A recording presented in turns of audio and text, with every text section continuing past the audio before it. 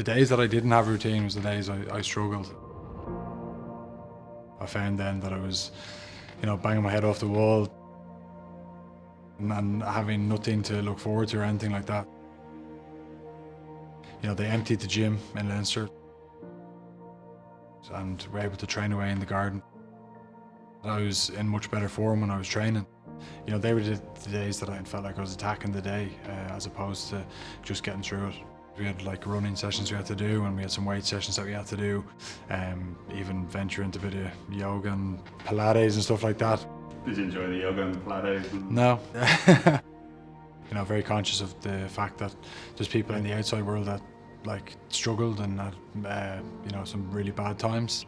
We were very lucky with how we were set up, gym in the garden and looked after from training point of view, and I was able to almost do my job as normal really, just without my teammates.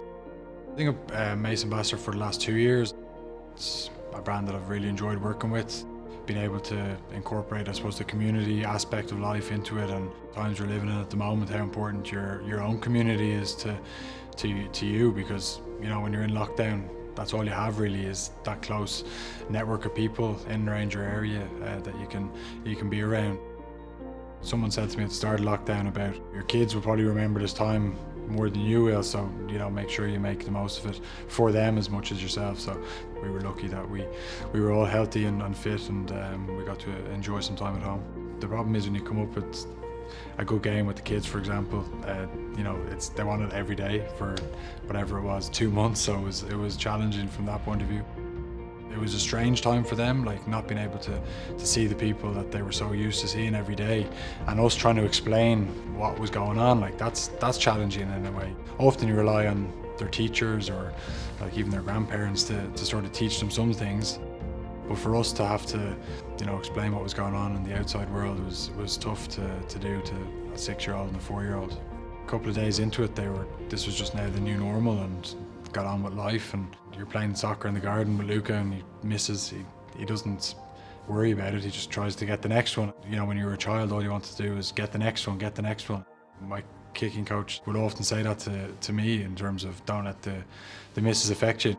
I've enjoyed being captain. It highlights things in yourself that you need to improve, and it's to lead by example, lead in your attitude and your behaviours, and I think people will follow. One thing that I've learned over the last few years, the value of people and how people are so different to each other, and obviously there's challenges where you have to sit someone down and talk to them. What works for you, what motivates you, doesn't motivate someone else. So finding out what's going on with their life and understanding yourself is key to getting the best out of people, I think the hunger to get back playing from all the players was clear to see.